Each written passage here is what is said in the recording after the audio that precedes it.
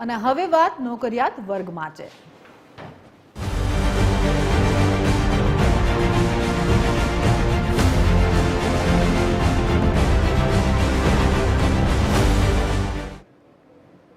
કેન્દ્ર સરકારે નોકરિયાત વર્ગ માટે મોટી રાહતની જાહેરાત કરી છે।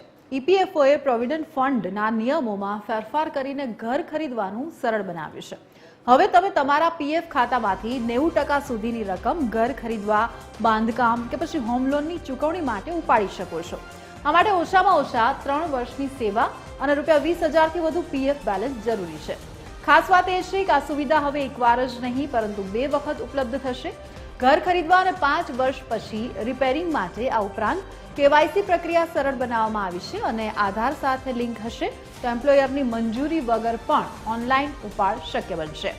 ઈપીએફઓના આ ડિજિટલ પગલાંથી પ્રક્રિયા ઝડપી અને પારદર્શક બનશે। આ નવા નિયમો 2025થી લાગુ થશે જે લાખો કર્મચારીઓ માટે ઘરનું સપનું સાકાર કરવામાં મદદરૂપ થશે।